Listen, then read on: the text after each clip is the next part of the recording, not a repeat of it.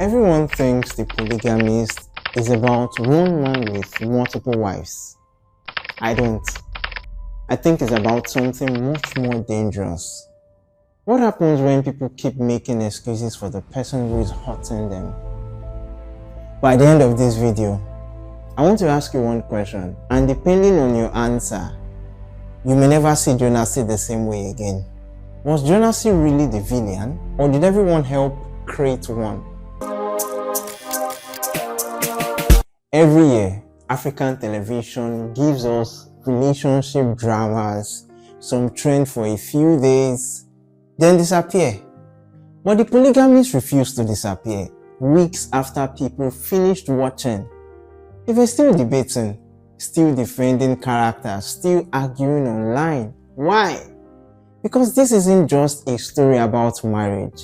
It's about family, it's about power, it's about loyalty, it's about silence, it's about forgiveness, and the difficult choices people make when love and responsibilities collide.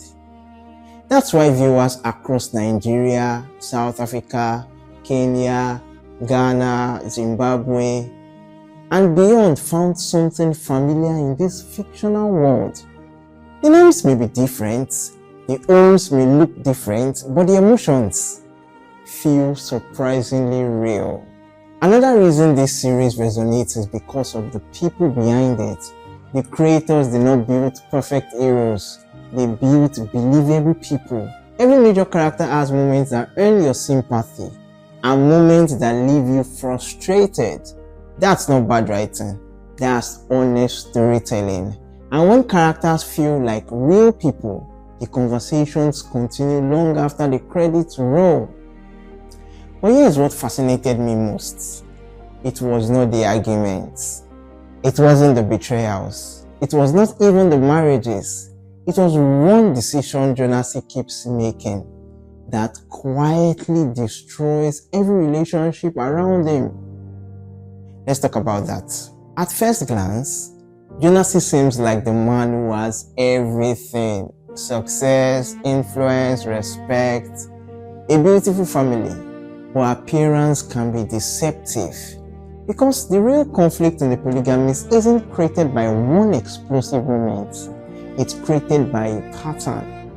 Jonasi does not just make one bad decision, he makes small compromises again and again and again.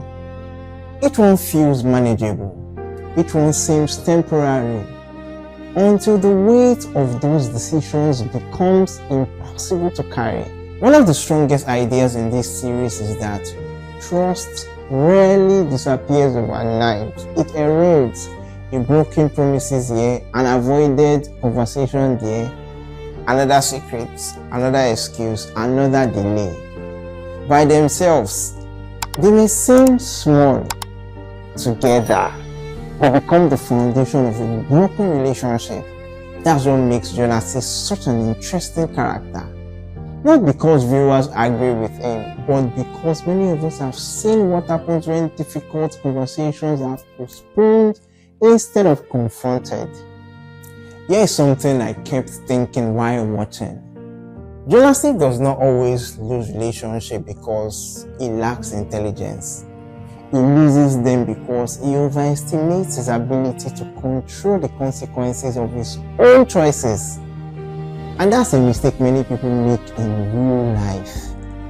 But here's the question that changed everything for me. If Jonasi is responsible for his choices, what do we do with the people who kept believing? People who kept hoping and kept giving him another chance?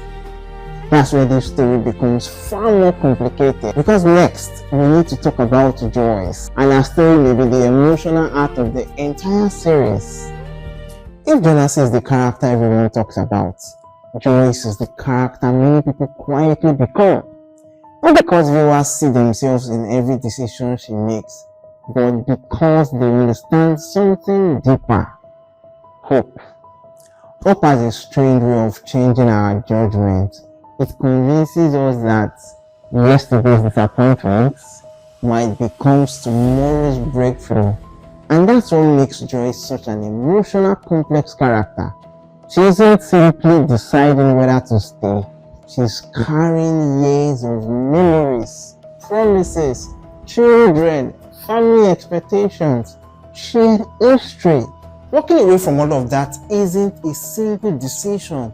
It's hundreds of painful decisions made one day at a time. That's why I don't think Joy's story should be reduced to one simple question. Why don't she leave? Real life is rarely that simple. Sometimes people stay because they believe love deserves another chance. And sometimes because they are protecting their children. Sometimes because starting over feels more frightening than staying where they are. This series never asks us to celebrate those choices, but it does invite us to understand how difficult they can become. And that's one reason Joyce resonates with so many viewers. Here's something worth thinking about. Strength isn't always loud. Sometimes strength looks like surviving another difficult day while trying to protect everyone else from falling apart. Whether you agree with Joyce or not, that's a reality many families understand. But here's where my opinion changed completely. I stopped asking, what caused this? And I started asking, who allowed it to continue? Because every family has something psychology described as a pattern where difficult conversations are delayed, where uncomfortable truths are ignored, where everyone hopes someone else will solve the problem. And the longer those patterns continue, the stronger they become. That's why I believe the biggest antagonist in the Polygamist isn't just one person. It's silence. Silence that protects unhealthy behavior. Silence that postpones accountability. Silence that allows small problems to become family crises. Especially when nobody wants to confront the truth. Everyone eventually pays the price though. Now that's the question I kept asking myself long after the final episode ended, and honestly, I still don't think there's an easy answer. Every unforgettable drama needs someone willing to disturb the peace. Sometimes that's Magesh. Depending on who's watching, Magesh can seem courageous, stubborn, frustrated, or refreshingly honest, and that's exactly what makes the character memorable. Because if you look at it, great television does not create people everyone agrees with. It creates people who force us to question our own beliefs. Because the uncomfortable truth is this: honesty does not always sound gentle, and silence does not always mean peace.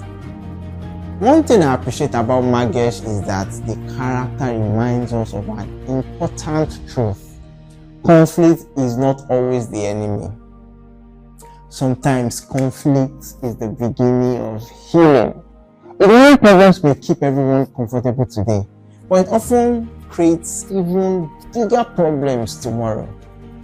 But the Polygamist became one of Africa's biggest television conversations for another reason. Not because of the arguments, not because of the relationships, but because every episode quietly asks one uncomfortable question. What happens when love exists without accountability? And that's where this story delivers its most important lessons, most powerful lessons. Now let's talk about it. There's another reason the Polygamist became one of the most talked about African television dramas. It isn't just the story, it's how the story is told. The camera rarely rushed emotional moments. Instead, it just lingers. Sometimes silence says more than dialogue ever could. A pause, a glance, a disappointment, an expression. These quiet moments allow the audience to feel the weight of each decision rather than simply watch it unfold. That's not easy to achieve. It takes thoughtful writing, patient directing, committed performances, and careful editing. When all these elements work together, viewers stop feeling like they are watching actors. They begin to feel like they're watching a real family, and that's exactly what this series accomplishes. When people describe the Polygamist, they often focus on the marriages, But personally, I don't think marriage is the strongest, biggest lesson. I think accountability is. Because throughout the series, we see what happens when difficult conversations are postponed. When problems will disappear on their own. When love exists. But honestly, the honesty is missing, whether it's inside a marriage, a friendship, or a family. Because avoiding uncomfortable truth rarely protects relationships. More often, it weakens them. That's a lesson that reaches far beyond television. It's something many of us can recognize in everyday life. Now here's the biggest lesson I took away. Jonasi did not wake up one morning and destroy everything. Calm down. The damage grew over time. One decision, one excuse, one silence, one compromise after another, and that's often how broken trust begins in real life. Not with one dramatic moment, but with small choices repeated until they become impossible to ignore. So after watching every episode, one question came to my mind. Was Jonasi the villain? Or was it simply the most visible part of the family that stopped confronting uncomfortable truth? Maybe the answer is different from mine, and that's exactly why this series continues to spark conversation. Because it does not force one conclusion.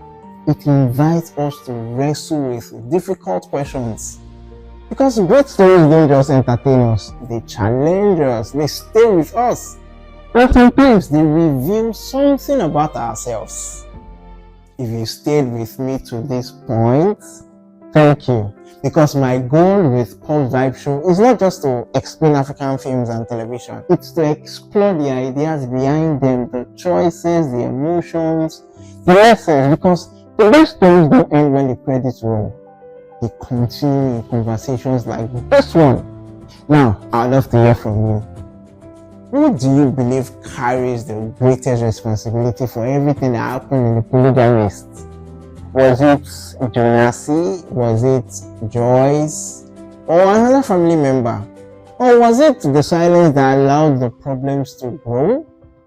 Share your thoughts in the comments because I'll be reading them. And some of your insight may shape a future discussion right here on PopsVibezShow. If you enjoy thoughtful conversation about African movies and television, consider subscribing and joining this community. So this is me signing out, and I'll see you in the next video.